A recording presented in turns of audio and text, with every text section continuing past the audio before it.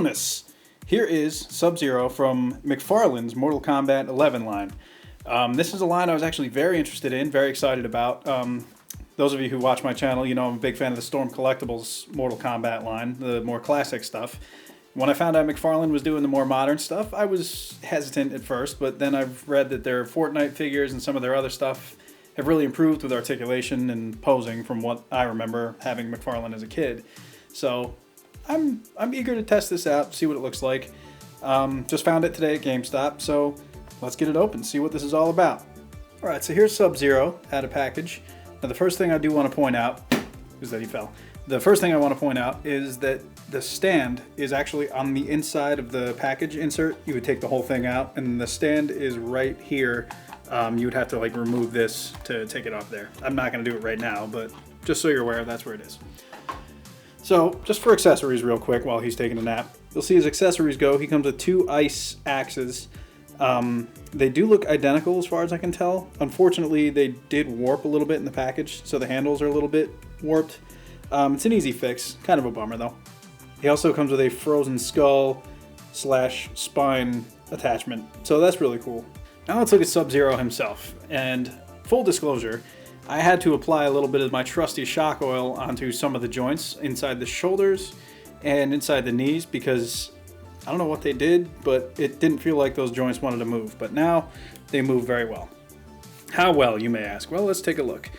His head, you don't get a ton, unfortunately, because his head here is all one piece. Let me show you what I mean. It's a ball peg, it's a double ball peg, actually, on top of a rod that kind of almost functions as yet even a third ball peg. So it's interesting, but unfortunately the head itself is only one solid piece. So because of the way the collar is, you're not going to get a ton of articulation from here. So when you pop it back on, it's kind of molded just to fit into the collar piece right there.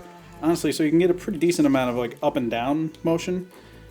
A little bit of side to side, tipping over like that. But if you try and twist, that's where it's going to start having some resistance in there. So unfortunately, you're not going to get a ton of side to side motion out of it. Shoulder wise, you'll see this is the joint that I had to put the shock oil in, by the way. He has disc joints, so that works to be able to bring his arms pretty far up, which is nice. He also has butterfly joints that are hidden under there, which is nice for a little bit of extra articulation.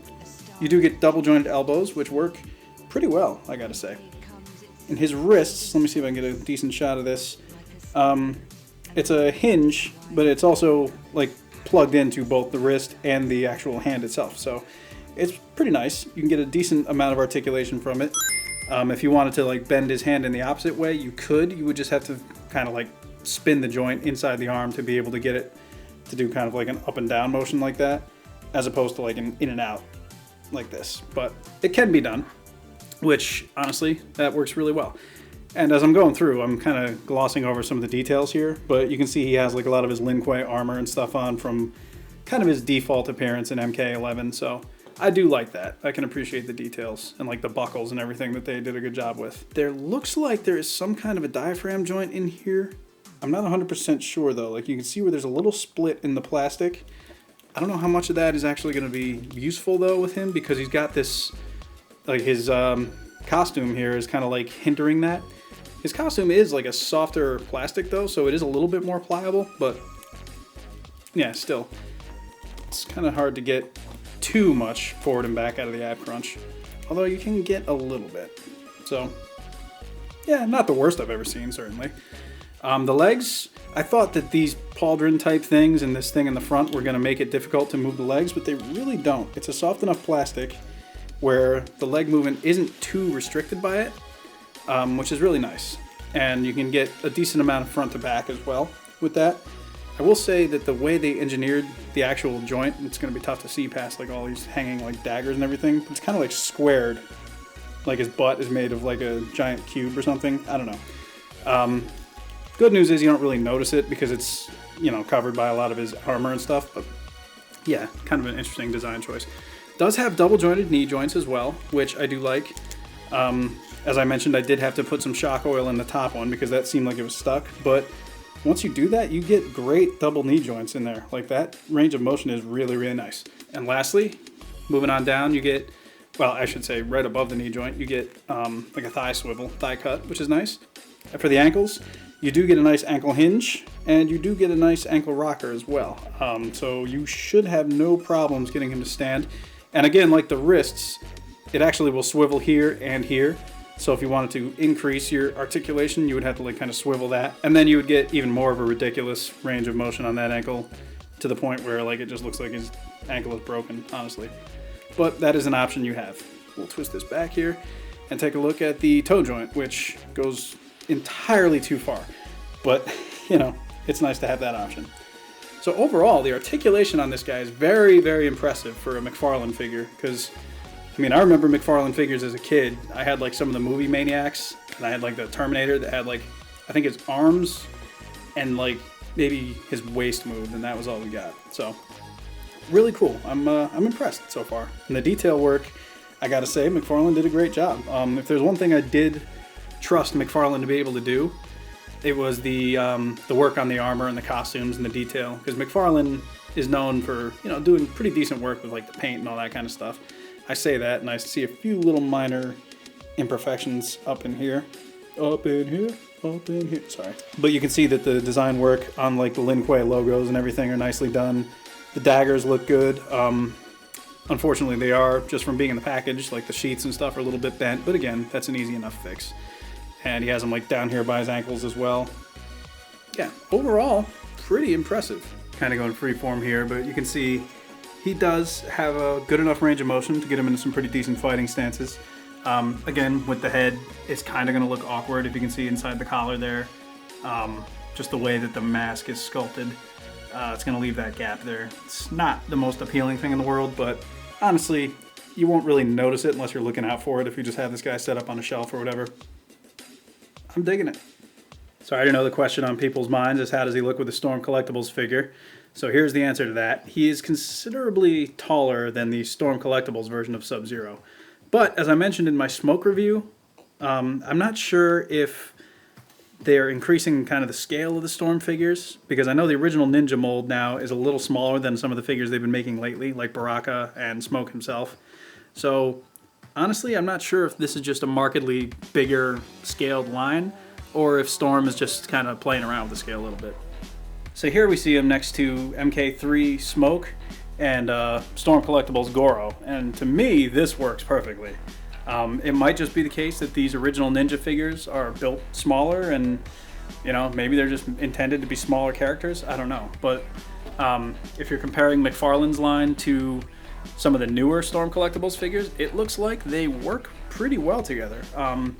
And even with the original Ninjas, like if you were to pose them together on a shelf, there's ways you could pose them to make them look like they're in the same, basically the same size. So yeah, gotta hand it to McFarlane. They kind of made a smart choice in scaling it fairly similarly to figures that are already out there on the market, so that can entice collectors who are fans of Storm to maybe give their line a try too. So one thing that is also really cool that I'm personally a fan of is the accessories. You can use the McFarlane Sub-Zero accessories with the Storm Sub-Zero. So the axes and stuff, they should work okay.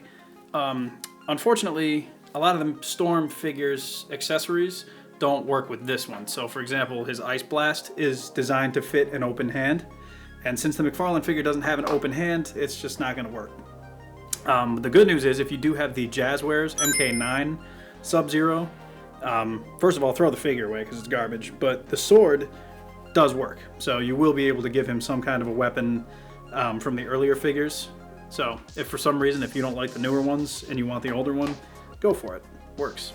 One last thing I wanted to do was give a little closer look at the face. Now, I do like the paintwork and everything they did. It's cool that you can see like the scar on his eye and everything. Overall, I think they did a good job with the detail, which was not something I was worried about. This particular look isn't exactly my favorite Sub-Zero look. The thing about MK11 is that in-game you unlock tons of different costume choices, so I prefer a more like classic looking Sub-Zero as opposed to this one. But honestly, from the source material that McFarlane was working off of, I think they really did a nice job. So final thoughts. McFarlane did a good job. I'm happy with the figure. I'm pretty impressed. The range of articulation is better than I kind of was thinking it was going to be. minus the neck. I wasn't a really big fan of the way they engineered that. It might just be with Sub-Zero though, so future figures might not have this problem. I don't know. I know Scorpion is meant to come out at some point very shortly, so when I get Scorpion, I'll probably do a review of him as well. But yeah, I know kind of the big burning question on people's minds is this better than the Storm Collectibles one? To me, the answer is no. This Storm Collectibles one is still great, more posable, more classic, kind of more iconic looking. So, you know, I'm still going to say this is the better figure overall, or at least my favorite figure out of the two. That is not to say that this is a bad figure though, especially considering the price. At GameStop, this was like $24 or something like that, compared to the Storm, which is now going to cost you a lot more than that. I don't know what the secondary market prices are, but I know last time I looked, I think it was like about $200. And there will be future Storm Collectibles Sub-Zero figures, but honestly, for the time being, this is a good figure to have in your collection, whether you want to get the Storm ones or not, or, you know, whether you plan on just having a placeholder until you get a Storm figure. This is a good one. As I showed, he stands in pretty well with your other Storm collection as well, so if you're somebody who doesn't mind mixing lines together on your displays or in your pictures or animations or whatever you do with these guys, I would recommend this figure. For the price, he's good. Just watch for some stiff joints. Get yourself some shock oil if you don't already have some. That was one thing I was going to bring up as a negative about this figure, but I mean, do you have any idea how many figures of Storm Collectibles that I've had to put shock oil on just to get the joints to not squeak and make noise? So I wasn't going to hold that against McFarlane's figure if I'm doing the same thing to other figures too. So that's just, you know, a minor inconvenience for me. But detail-wise, scale-wise, articulation-wise, this is well worth the $24 you're going to spend. So that's my thoughts. With that said, I am Captain McKay, and we will catch you in the next one. Later on.